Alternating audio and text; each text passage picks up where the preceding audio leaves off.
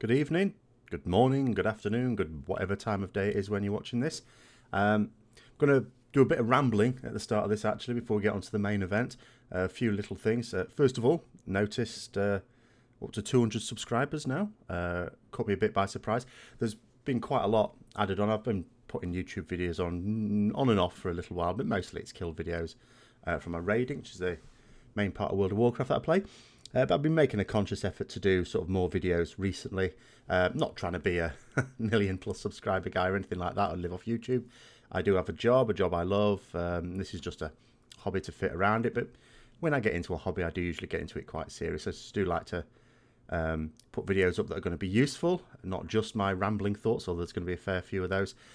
On that point, if people do have suggestions of things they'd like me to do or improvements for the videos, then do give me them. Shout out to Martin Howard on that one. Did notice that when I do put videos in the background while I'm talking over it of my raiding, which I sometimes do. I mean, raiding is my main thing. I usually record a few of my fights, both farm and progress each week. I turn the sound down on a little bit so you can hopefully hear myself over, but suggest it's a bit distracting. It's probably a fair point, so I'm going to cut the sound out when I do that. Most of the videos this weekend and next weekend, I'm not going to have too much of that, but I will turn the sound down when it's there. So do put comments in if you've got any suggestions. So we had the last expected patch of any significance at all this week. We've now got flying, got the old mercenaries. We don't know that there's not going to be anything else. Obviously, there's always a pre-expansion patch, something to introduce us to Legion. But in terms of content for Warlords of Draenor, we can't rule out the fact that there won't be anything else, but certainly we're not expecting anything significant. No new significant features or anything like that. Anything else that they have been talking about that's going to be coming into the future is coming out in Legion. So as far as we know, this is now it. So what I'm preparing at the moment and what's going to come out next weekend is 3 videos. One is a roundup of the features of Warlords of Draenor, the new features. And Warlords of Draenor has been roundly panned, and with good reason in many ways. I think harshly in some other ways, but on balance, has it been a great expansion? Well, no. But when I was compiling a list of all the new features that Warlords of Draenor did bring, there were actually quite a lot. Not everyone will have appreciated all of them, of course. So I'm going to do a roundup of all the features that brought in and sort of my evaluation on which were good, which were not so good, as well as a top 5 features that I thought Warlords of Draenor did bring in and that I hope is built on and continued forward, as well as the worst 5. If you're going to have a top 5, you've got to have a bottom 5, I suppose, as well, of the features that I am fairly confident will die in a fire. I would certainly hope they would. And the first thing I'd like to talk about before I get, as I say, onto the main event that's not pure rambling, is just about Blizzard. I'm not usually one to sort of bash Blizzard. I do like to criticise where criticism's due, but also give praise where it's due. Recently, Blizzard has been a little bit bizarre with its PR. Now, one thing about an American company you can never say is that you don't get great customer service. To Europeans like myself, especially from Britain like myself, it does seem a bit bizarre when I've been to America before. You know, you go into a shop, and if you're like the only person there, you're just browsing, just having a look around, and the shop assistant comes up to you, "Hello, how are you doing?" "Fine, thanks." And usually in Britain, that'd be it. They'd bugger off. They can see you just browsing. Off, they bugger off. But in America, they talk to you and they ask you questions. And for them, it's all about the customer service. It makes me very, very uncomfortable. I think most Britons feel very uncomfortable as well. We just want them to sod off. But we're not rude. We don't say that. So what we usually do is just think, I'll just have a look around. I'm off now. And you just leave the shop and they've lost your custom. But for Americans, they're very much into that. It's the customer is always right, even when the customer is very clearly wrong. And this is usually what you've had from Blizzard. I have sometimes seen Blizzard Blue responses on US forums. They don't really say much on European forums. We don't get any love there. But in US forums, you'll see people saying the most ridiculous things. And Blizzard take the time to respond to them. And I've always thought they're very polite and too polite sometimes. I sometimes think they just should say to these people, just, no, you're just wrong. Just stop. And they don't. Oh, I understand your point of view. I can see your point of view. Yeah, but there's this and there's that. And they try and explain it to them. And they keep their cool even when the forum poster is quite clearly not keeping their cool and they're not maintaining their politeness.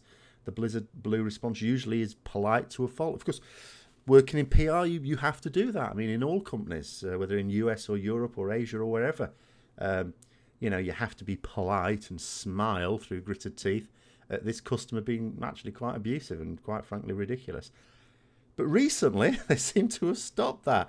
There's been a few really bizarre comments on Twitter and on forums, moaning, really. Blue posters moaning about customers. This is the baffling thing. In most industries, you think if you complain about your customers on social media, you get fired. Here they're complaining about customers on the company's social media, and they're all in on it. And I'm not having to go at the individual community managers that I'll be showing here with just some of these images, because these are people that are very reasonable people. They're not rude. I've seen them do stuff before. But there just seems to be something wrong. I don't know whether they're just under intense pressure because there's maybe so much criticism at the moment with Warlords of Draenor being a bit of a flop, or what.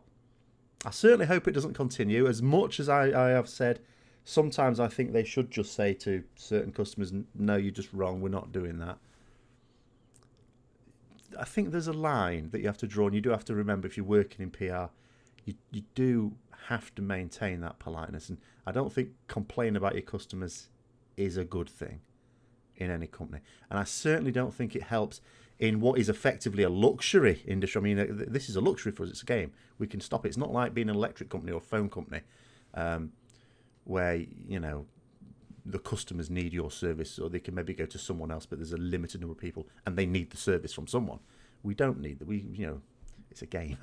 So, yeah. But anyway, on to the main event. So I was going to talk about flying, as that's quite a topic at the moment, but I might leave that till next week now, because there has been some unexpected news about Legion. Just a few bits and pieces, but nonetheless it is new news, so I thought I'd go through this. Some of it's not totally unexpected.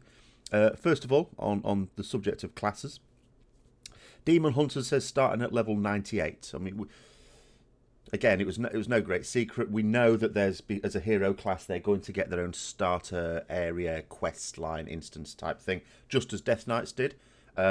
We know that they need to get to level 100 on that thing. So by telling us that they're starting at level 98, it's just giving you a rough idea of how much content there's going to be in that little starter area. They obviously need to give you a flavour. They need to be able to explain why Demon Hunters are in the game. So it has to go through all that. But they don't want you spending ages, because they want you to get into the Legion stuff with everyone else, with your mates perhaps. So level 98, couple of levels worth of stuff before you get into Legion stuff, go off to the Broken House. Sounds perfectly reasonable to me. It says Death Knights will continue to start level 55. Well, why wouldn't they? Demon Hunters will have a short transform with inner demon visuals. Who knows what that means? Just completely ignore that one. A couple of things that are on this list that we knew anyway. It says only Demon Hunters will be able to use glaives. We knew that. Doesn't matter for Legion anyway, because we've got our legendary weapons. There are no normal weapons in the game at this point. Maybe after Legion that will actually matter. Double jump, the famous ability that's got everyone going, ooh. And whenever there's what looks like a new ability, people think, oh, well, it'll be disabled for PvP. So they've sort of confirmed it won't be disabled anywhere. Why would it? Double jump is, for example, no more overpowered than a charge or a blink or anything like that. So there is no reason why it would have to be disabled anywhere. It's not overpowered. It's just a new flavour of mechanics that sort of exist anyway. Slightly different. Nothing great there. Survival Hunter says we'll get a harpoon ability that allows them to throw a spear to pull mobs towards them. In other words, it's Death Grip, isn't it? It's Death Knight's Death Grip. Maybe this works as an AoE thing or a single thing. Who knows?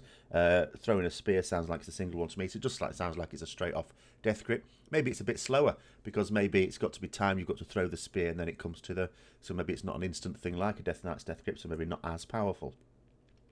But I suppose, Hunter's being now a melee class, will want to close in with things they're attacking, especially players in PvP. Completely the opposite way, where they're always disengaging out the way. It does say most specs are getting overhauled. The reason being, and they've mentioned this before, is they want it to fit in with the fantasy of the spec. So they'd better get rid of the level 100 talents for Retribution Paladins. At least Empowered Seals had better do one. Because that makes no sense. You always sort of feel, they always say, oh, it's really important that it fits the fantasy. And I agree. But just to go off on a little paladin thing here, I've always found it really baffling. Can I imagine myself in a fight going, oh, cast these spell. Oh, 1 minute, sorry, just stand still. I just need to cast this seal. Right, okay, I'm back again. Oh, no, need to cast the seal again. Hang on, I'm just going to stand still for a minute. And every few seconds, no. So I'm glad about this, if they do it properly. You've got to remember, at this stage of an expansion, beta isn't even out. They've not fleshed everything out completely. They've got the bare bones, I'm sure. They've been working on it a long time, and it's probably in a really good place, hopefully. But they can easily say things that's really aspirational, rather than it's already been done and it's set in stone. It's not yet. But I am pleased that they are going to consider that, because it is jarring when you have to play a spec that just doesn't flow or doesn't make sense. For me, it is anyway. Some people some people are just all about the numbers and all about the maths of the situation, and as long as it does loads of damage and they can press lots of buttons and it does lots of damage, they're fine with that. But I am more of an RP. I mean, not totally forsooth thy sun is up and all that cobblers, but I do like to be immersed into it, and when it doesn't make sense, it's like it's a bit like watching a film, and then you suddenly see a cameraman home interview and you think, oh, you've just spoiled it. It says some specs will use a renamed resource. It looks like there's going to be like double resources for more classes. It says such as Insanity for Shadow Priest. So, or maybe it's just the same sort of resource system. They're just calling it something different. Maybe that Insanity is different to Shadow Orbs. I don't know. Now, rogues, not going to be happy. Not going to be happy. It says the sewer class hall for rogues. So it's not Ravenholt. Rogues did want Ravenholt. I would have gone with Ravenholt. It absolutely would have made sense to me. So I have infinite sympathy for them. But you're not. You've been stuffed into the sewers. Now, the person who sort of tweeted this information from DragonCon has, or someone has said, that the sewer class hall for rogues looks great, not really like a sewer at all. It will have treasure chests, will it? Fantastic. Still a sewer, isn't it? It's still a sewer. It's still not Ravenholt. So I don't think rogues will be totally happy about this. And I don't think I blame them at all. I see no reason why they wouldn't have done it when it is quite clear that a lot of rogue players wanted Ravenholt. Ones I've spoken to, ones that are sort of doing their own YouTube stuff, are all saying want Ravenholt. I've never seen anyone go, do you know what? Sod Ravenholt, sewer, that's the place for us. No. But there you go. It did say at the time no big update is planned for the Moonkin model, but then they changed that later on, saying that the Moonkin model will be updated. No new major glyphs will be added, but again, it's just a statement. Anything can happen between now and it being released, and glyphs are the sort of thing that can be changed very late on in a beta anyway, so I wouldn't pay too much attention to that. Most sensible thing they said here, no gnome hunters yet. Maybe when it makes sense to add them. Well, it will never make sense. It never made sense to add gnomes. So, good. I'm glad they're not just I know some people just think, oh, let any class play any race and stuff like that. Again, though, it's like, why? I mean, what's a gnome hunter going to have as a pet? A squirrel? Behave. Now, professions. I like professions. I'm really into my professions. And this bit is I'm really interested in this. It doesn't really tell you a lot. There's a few little lines that you just go, oh, okay, that sounds all right. But you could misinterpret it. So I'm just going to go through this. It says there's a single system to upgrade profession items. I imagine that alludes to the fact that in WoD, you crafted your item, and then you crafted the things to upgrade the item. which is a good system in my view. I think what they're saying by a single system that you craft reagents that will upgrade any type of crafted item. It's not like, oh, well, this one only does blacksmithing weapons and this one only does blacksmithing armor and then this one only does leatherworking weapons. Leatherworking armor, sorry. And things like that. Maybe you craft an item and it will just upgrade any crafted item. Perhaps that's what they mean. Who knows, though? Now, it does say the current item will be destroyed, giving you a reagent needed for the upgrade. Oh. So now it's again, it's very easy to get the wrong idea of this. There's not enough detail here. But it sounds like to upgrade an item, you've actually got to break the item down, get the reagent from it, and then use that reagent to craft the upgrade. I'm not quite sure how that works. Maybe it works like in the TBC weapons. You had like the Lionheart Blade, Lionheart Champion, I think, and Lionheart Executioner. I'm trying to remember now. And you had other weapons as well. I used the Lionheart one. And, you know, you made the Lionheart Blade, first of all, or whatever it was called.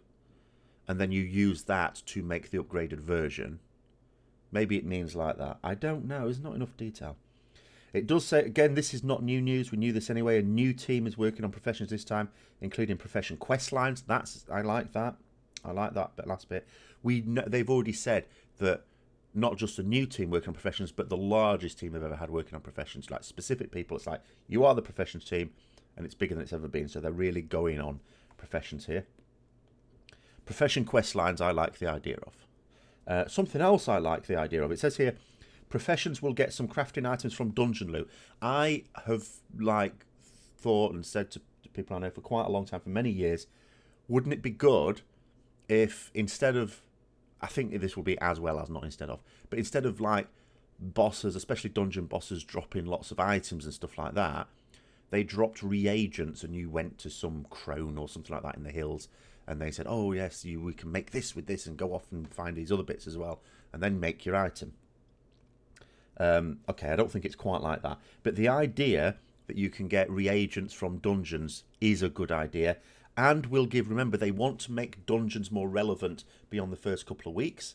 I still hope they make new dungeons, but it is understandable. They can't bring out new dungeons every 2 weeks. So, you know, they can't have like in WoD, where after 2 or 3 weeks, the more serious players have done with them completely. We need to go back, even as a raider. There needs to be a reason to go back. I like doing dungeons still, but do I do them when there's no reason to do them? No, not really. Not really. I like there to be a reason. There doesn't have to be much of a reason, because I'm not opposed to doing dungeons, even in pugs. I don't mind that. But there needs to be a reason for me to do it. So this could be one reason. It says professions won't have daily cooldowns, but that doesn't necessarily mean, again, we're placing that onto the current WoD system, but we're not going to have exactly, you know, some things in WoD will stay because some things worked really well. So that statement doesn't really mean a lot at the moment because we don't know what the profession system is going to be like. It says prospecting could make a return. So, you know, the only way that would make sense is if jewel crafting is going to be majorly overhauled to be completely different to what it is now. So we'll wait on that one. We'll see what happens there. I don't think it necessarily means we're going to have loads of standard gem slots in gear again, because I think they have previously said they quite like the socket system at the moment. I mean, I'm not keen on it, but I think they have said they like that, so I'm not expecting that. But it could be that there's more scope for crafting rings and necklaces, maybe even trinkets as well, although the trinkets this time round has been mostly an inscription thing. Transmog. If the new Transmog system is account-wide, they said the item must be used by the class trying to use it. Whether they're saying that is going to be the case or they're just still mulling it over, I don't know. It sounds like they're still mulling it over. We do know about this new Transmog system. We've talked about it before. The idea that you don't, like, my banks are clogged full of stuff that's there for Transmog. And they're saying you don't need to do that. What you'll do is, I don't know exactly how it's going to work, but what they've said is that you can have an item and you could destroy the item and still use it for Transmog. Now, whether it will automatically record every item you've ever had, of course, it won't work for stuff that you've already destroyed in the past. It will have to only work as soon as the new transmog comes in, the new system comes in. Or it might mean that you have to save it. It's like you get an item and you go, okay, I might want to use this as transmog later on. I will save it into my transmog thing, and then you can safely destroy it. I don't know how that's going to work, but it is going to work like that. The idea that you can destroy items and still use them for transmog. It's still saved in your transmog wardrobe thing, which would be much better because I've run out of bank space. Sorry, gone. Now onto that. They are talking about potentially updating the backpack at last. Maybe we'll get a few extra slots. I mean, it always should have been the case that the number of slots in your backpack should equal or be based on your level. It's an absolute nonsense that we've now got 30 slot bags, but our backpack is still just 16 slots. What's that about? Sorry, where else was I? No tabard tab is currently planned. That is a disappointment. I mean, there's only like one tabard. I generally wear a couple of tabards at the moment. But some people are really into those. And there's achievements linked to having lots of, or having had lots of tabards, should we say. So I don't see why there wouldn't be a tabard tab. But saying it's not currently planned doesn't mean to say they won't do it. It just means it's not on their list of to-do things. Obviously, what is really important is that they get Legion right. And you've got to get the basics right. And this is a luxury, isn't it, really, if we're honest? They've got to get the basics right. They've got to make sure that all the content is right and working and good and varied and the stuff that people want to do. But it does say the new transmog system should help clear up some space. So in other words, the tabards are included in that transmog system, so you can still safely destroy some. Multi-strike is being removed. It says other secondary stats will change as well, but multi-strike is being removed. Some people have different views on that. Multi-strike is a fiddly one, it has to be said. I mean, for me personally, I don't really see much difference between a multi-strike and crit, for example. Usually you'd load up on one or the other or something like that. So we can, I think we can do without it. There's such a thing as too many secondary stats. Sorry, doesn't mean to say they're reducing the total number of secondary stats. They might bung another one in. I don't know. But if they just removed it, that'd be okay. A lot of, I've seen people show a bit of disdain that they get rid of multi-strike but keeping versatility. I know there's a lot of people who don't like versatility. I think it's mainly because versatility as a stat actually sounds all right. There's nothing wrong with it. But it's never, or it's very rarely a really good stat. From, like, if you're a damage dealer, does it help you do loads more damage? No. Other stats will help you do more damage because of the nature of versatility. Same thing for healers. So no one really, maybe tanks get a bit more from it, but no one really goes, yeah, I really want versatility, or very few. So yeah, but I don't mind it. As a stat, it's fine, and you're bound to pick up a little bit anyway. Players can still only equip 3 profession crafted items. So again, it looks like they're keeping what I think is one of the main strengths of WoD crafting, that you can craft items that are a good item level in any slot. As I say, this helps you compensate for, you're gearing up in a dungeon, there's just this one slot and you just can't get anything for it, just won't drop. Craft yourself an item for it. So that's fine, that's good, that works. It says there won't be any specific item art for each race and class, as artifact weapon art is the priority. That's fine, I don't see a problem with that, really. Absolutely fine. I mean, if you bear in mind, if you go back to, a lot of people go, oh, TBC awesome expansion and Wrath awesome expansion, and you think about when those expansions first came out, how many different armor sets were there that were basically the same but recoloured versions, or recoloured versions of armor sets that had come in previous expansions. And people didn't make a big deal about it. A few people go, oh, just recoloured versions of that. But there wasn't, no one went, oh, this is hideous. So they get away with that. That's okay. A few miscellaneous items. So it says dungeons will absolutely be relevant again. Again, that's aspirational. Until they tell us how they're going to be relevant, we'll just have to set their word for it. But going back to the idea that they've got reagents dropping in them. Okay, that helps make them relevant. Not everyone's into their professions though, so that in itself won't be enough. But we know that our weapon needs leveling up. There's artifact power you need to get to be able to level it up, and obviously they need to make a certain amount of dungeons, doing a certain number of dungeons a week to give you some of that artifact power. That would get us people in. Things like that. So there's definitely scope for them to be able to make dungeons relevant, even when the gear is no good to you. So yeah. Now, this is really interesting. Lore. Illidan, not the community manager lore, actual lore.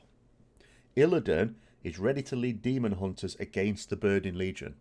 He's a good guy. He's on our side. I'm not sure how this works because Gul'dan, who is not on our side, has released him. Why? And Gul'dan will have done so at the behest of the Burning Legion.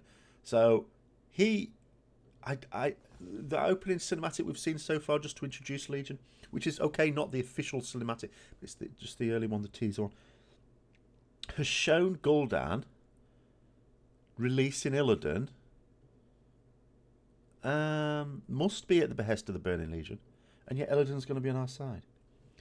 Whether this is going to be like a Darian Morgraine type situation with the Death Knight starter thing, where he starts off on the side of the Lich King and then breaks free of his control. My only slight issue with this is that Illidan has never really willingly worked for the Burning Legion in the past, but he has, because he's scared shitless of them. They always find him and they always go, "Oh, you're going to do this thing for us." He goes, "Yes, sir, yes, sir. 3 bags full, sir." And so it would be a very strange change in direction for Illidan to... He must be basically saying, "Do you know what? I'm sick of these Burning Legion. No, I'm going to stand up to kill Jaden now. Sod him." So yeah, he's on our side. The parking stall won't be repaired yet. It's been like that for so many years. I don't think anyone gives the monkeys anymore. It says there are plans for Jaina. There have to be, really. They can't just completely ignore her. Such a major lore character from before World of Warcraft. And someone's got to explain why she's no longer the leader of the Kirin Talk. We can probably work it out. But still, there needs to be something there. And just final point. It says Warlords was not a filler expansion and built some things that will be used going forwards. Well, yes, there are a number of things that came in WoD that have worked and should be used going forwards, as they say. But obviously, just saying not a filler expansion, they're basically trying to say, look, no, it wasn't intended as throwaway expansion, blah, blah, blah, blah. I think that's just a standard response to a bit of criticism about WoD, because a lot of people have not been impressed with the expansion. Yeah, so there's nothing really new in terms of information there. But yeah, in terms of the whole thing here, there are some genuinely new bits of info there. It's quite interesting. Didn't expect this before BlizzCon. So although I would say I don't expect any more before BlizzCon, I really don't, because that's not that far away. It's a matter of weeks now. But if they're willing to give out a bit of new information, just like something like that to keep us going, maybe we are going to get quite a lot of information at BlizzCon. Maybe there's a lot coming. Because they've been working on it for quite a while. This idea of having 2 teams, and one works on WoD and one works on Legion in parallel. And then presumably the people that have worked on WoD, once that's done, will be working on the one after it. Means that they can get a lot done, so that when it's ready to go for beta, it will be in a lot better and a lot more finished position than WoD beta was. Because frankly, WoD beta was really alpha. And it didn't even really get into what you'd call a beta phase until pretty close to the end of it, and then it was done, it was released. It's like, okay. It wasn't really a beta, I was just in alpha, fine. But, yeah, interesting. Yeah, what do you think? I'm quite interested in some of this stuff, and I do hope, especially along the lines of the professions things, that they really do a good job of it. I have been fairly positive about professions in WoD. I think they've worked on the balance quite well. There have just been some things that haven't worked brilliantly, but in general they've been worked pretty well. But there you go. I'll see you later.